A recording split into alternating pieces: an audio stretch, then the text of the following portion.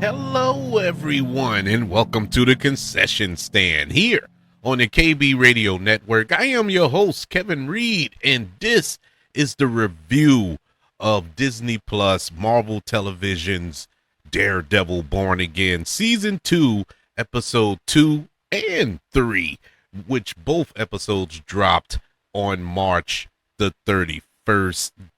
Daredevil season 2, it started off with a nice bang. I must say, I enjoyed the first episode to get us reared up for this season of Daredevil. Last season was kind of mixed for a lot of people. I think that's been covered by many people in this sphere, but I was all right with it. I was even kill with it. It didn't set the world on fire, but I was still engaged with the story in hopes that season 2 will kind of ramp it up a bit. And boy, have they ramped it up. Just these 3 episodes so far that we got this season is, dare I say, 2 times better than what we got the entire first season of Daredevil Born Again. And that's coming from somebody who actually thought the first season was all right. But these 2 episodes we got tonight, episode 2 entitled Shoot the Moon, and episode 3 entitled The Scales in the Sword, were just chef's kiss in my humble opinion. I think we got everything that we love about Daredevil, going even to the comics, going back to the Netflix series, even last season, the good parts about that. And we got more Daredevil. We got more action, more intriguing stories, more Kingpin doing his thing. Everything that you could want out of a Daredevil show, we got so far. Now, I don't know how it's going to go going forward, but so far I am completely satisfied. Let's go over these 2 episodes that dropped tonight on Disney Plus. It picks up right after the events of the first episode, beginning with episode 2, and we see Cherry being taken to the hospital to recover from his heart attack that he suffered at the end of episode 1 when Daredevil came to rescue him and from Wilson Fisk's task force, and the task force managed to get the upper hand on him and unmask him, only to be saved by Bullseye, his greatest adversary, and with a knife that says "You're welcome" on it. Meanwhile, you have Wilson Fisk. He's being advised by his liaison, who tells him, like, look, you should tell everybody that Daredevil is Matt Murdock. You should expose him for what he is, for what he just did to these agents and whatnot. And Wilson Fisk is kind of torn because at the end of the day, Daredevil did save his life. What actually, Matt Murdock saved his life in season 1 of Daredevil Born Again. And I guess he threw him a bone of sorts, but at the same time, put a hit out on him by holding this press conference and declaring Matt Murdock a missing person. And he puts out a missing person alert and warrant for Matt Murdock, because he saved his life. He's a hero, but we know that he wants him dead. Part of him wants him dead in spite of the fact that he saved his life. So not only are the task force hunting Daredevil, now you have everybody in New York hunting Matt Murdock. And so that makes his job just a little bit more difficult because Matt Murdock can't be seen in public now either. We catch up with Angela Del Toro, who's the niece of the White Dragon, or the White Tiger, not the White Dragon, completely different character, who's the niece, and they're at this store, and her aunt ends up being arrested by the task force for trying to break up a fight between an officer and a patriot there, and so this prompts Angela to go visit Christian, who is the law partner of Matt Murdock. And while she's there, she retrieves the amulet of power, which gave White Tiger his abilities that belonged to her uncle. So now she's in possession of that. And I was waiting to see when they were going to unleash that. I thought they would probably save that closer to the end of the season or whatever. But no, they jumped right into that. And we even got a taste of that coming up in a little while. And so across town, we have Wilson Fisk.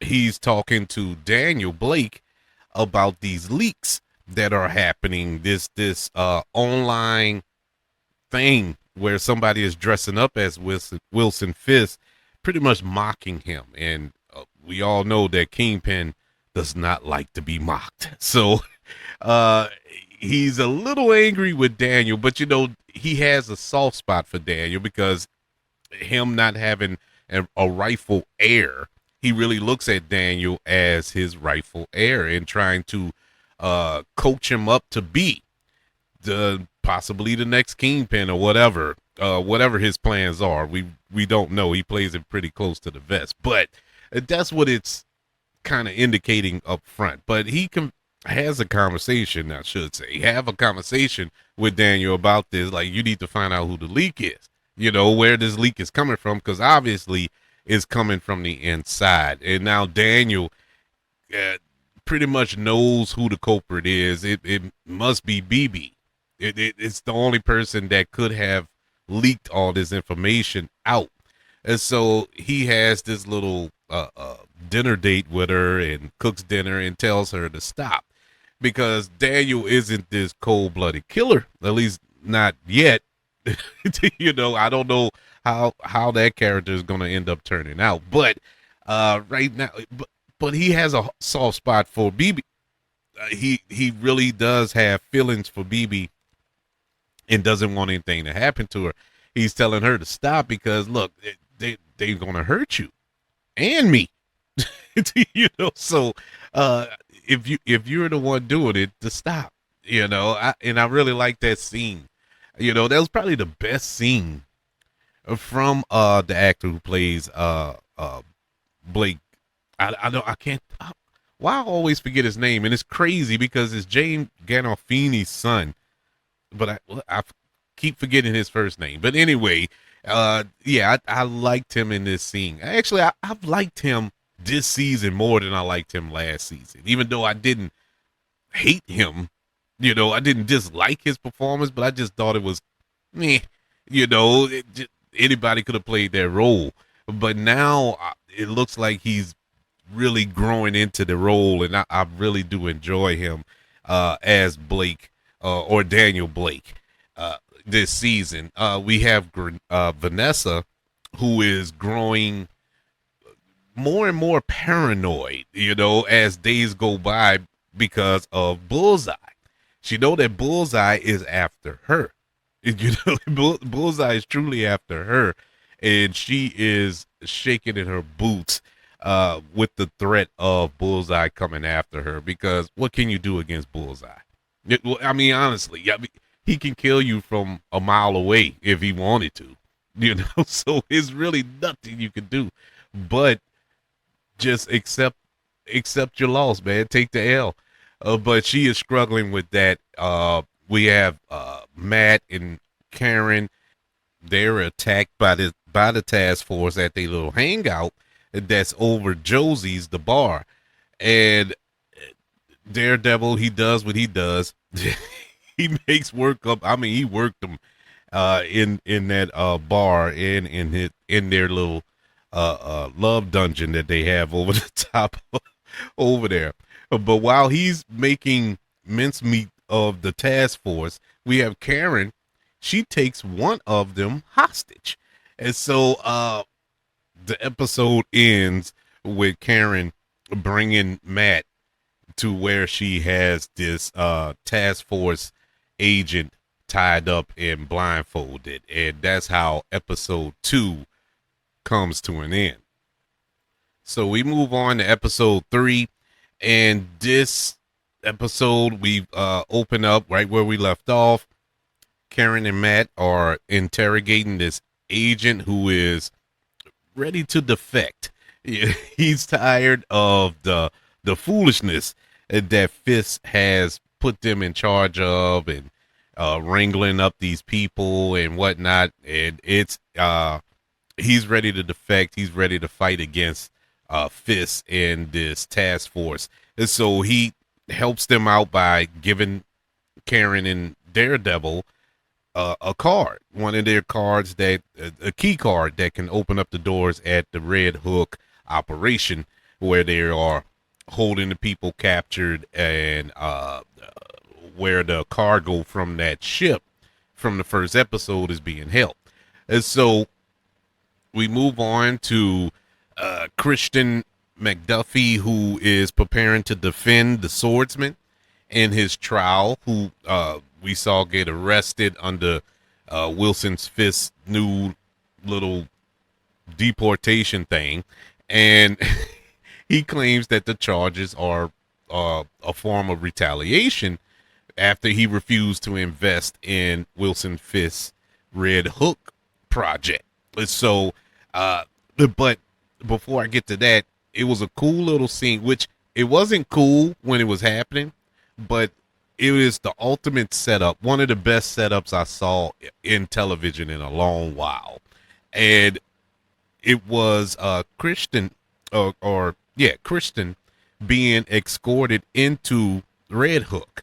And she's blindfolded. She got on these blacked out goggles, look like a VR set that's blacked out on her face, as she walks through this little back way through the facility, and she's going down the stairs. And you looking at this scene, and they're showing all these shots, of her passing the little puddle of water from the leaking pipe and going down the stairs, and little things like that to get to where she was going to meet up with the swordsman. And it's just like a little throwaway scene. It's like with these insert shots, these little B-roll shots that they put in there. If you're really, really looking at it, you're like, what? Why are we wasting 5 minutes of film going going step by step, her walking through the back way of this facility, but it plays a role later, which I'm going to get to in a couple of minutes.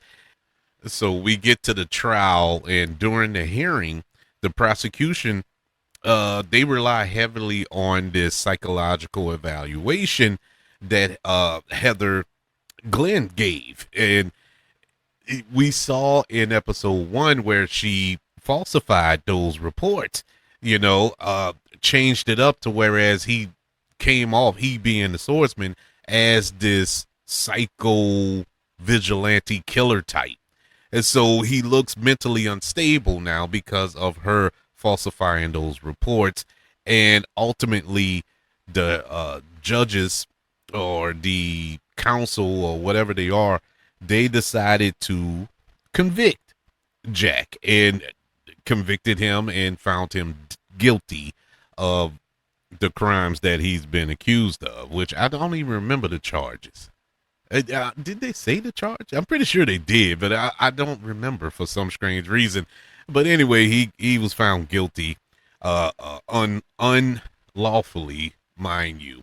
But prior to that, Christian went to Heather and asked her, well, how can you work for Fisk? How are you doing this? And Heather gave this little monologue to her. And she was like, look, you never dealt with a vigilante. I went through it, I almost died because of a vigilante and all this. It was, once again, this was part of the reason why I didn't like the character in the first season, but for some strange reason, I'm enjoying the Heather character this season because there's more depth to her, really. But even with all that said, her logic behind this is stupid. I get the trauma that she went through because of Muse, Yes, a vigilante almost killed you, but in the same breath, a vigilante saved you. You know, Daredevil saved you. So it kind of balances itself out. But granted, I've never been in that situation, so I can't really speak on it. But it just seems like a real drastic stance to take. You know, I mean, the way her character has shifted in season 2, even though I like her, but it's a big change from what her character was in that first season. Meanwhile, you have Matt and Karen.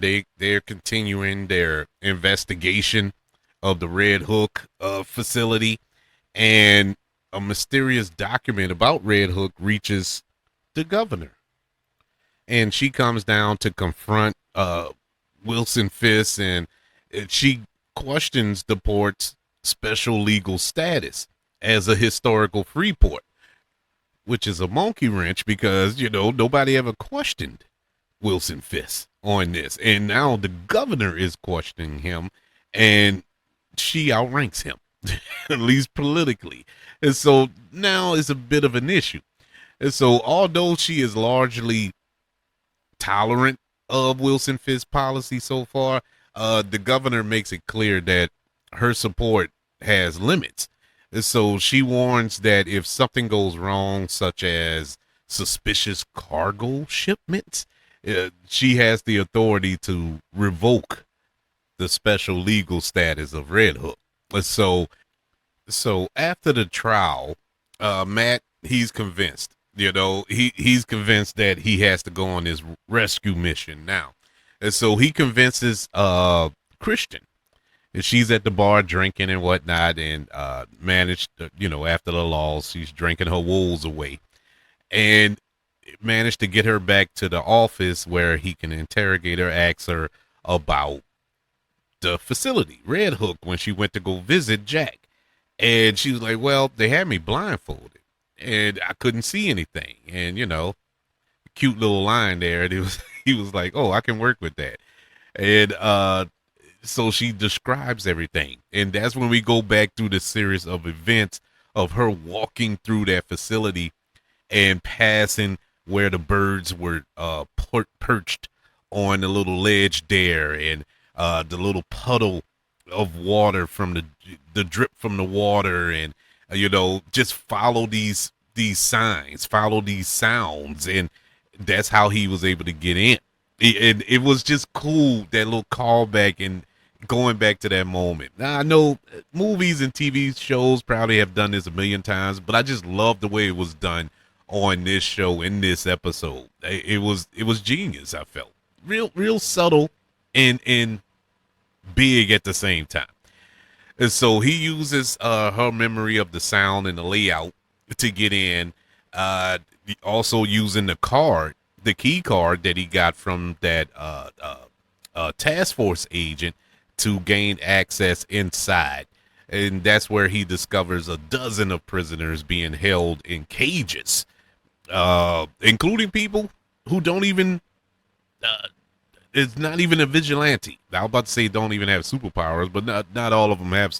I don't think none of them on this show have superpowers per se, but just normal folk, including Angela's auntie. And so they're all locked up in these cages. So Daredevil frees the detainees and reunites with the swordsman, who helps him fight off the task force agents as chaos erupts through the facility. I mean, they went full on, like, just obviously you could see where the cuts were happening, but it was shot as if it was one take.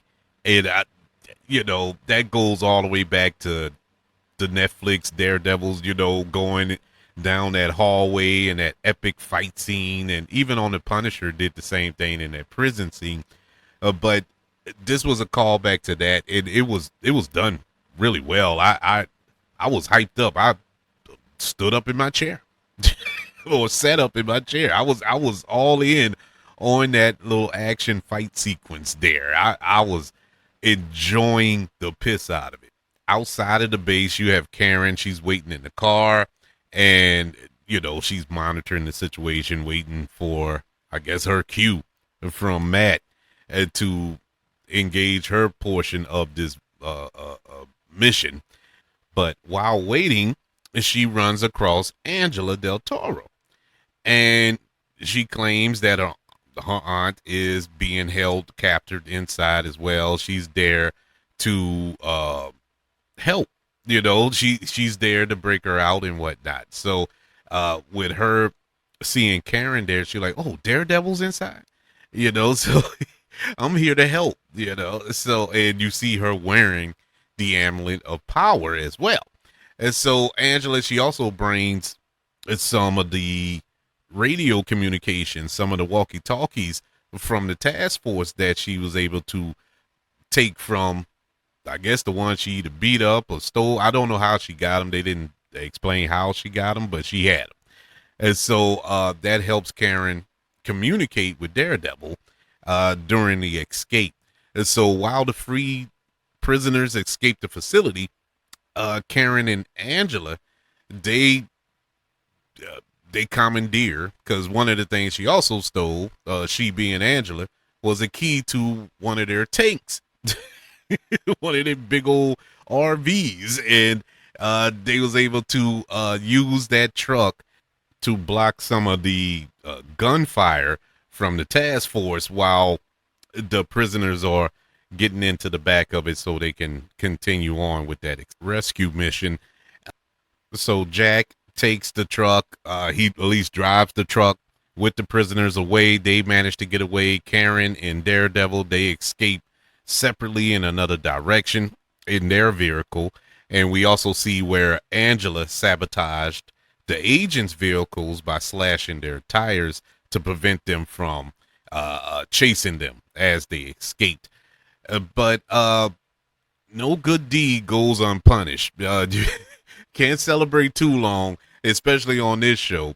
It was a very short-lived victory because after learning that Daredevil interfered with the task force facility, with the Red Hook facility, and freed the prisoners, Wilson Fisk, he moved quickly. He had a contingency plan, and he wanted to protect his operation.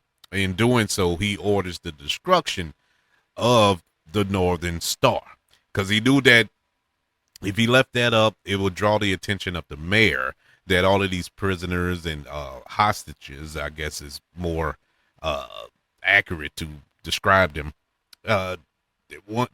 escaping would bring more eyes to them and give the governor the right to raid the facility per se. So he wiped clean that ship.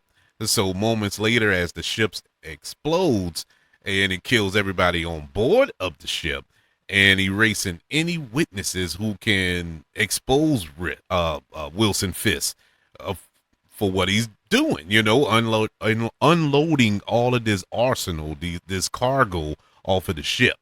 And so Matt and Karen, they're driving away from the chaos, and Daredevil, with that sonic hearing that he has, he can hear the blast in the distance, and he can hear the men that was on that ship screaming, which was crazy because they were pretty far away.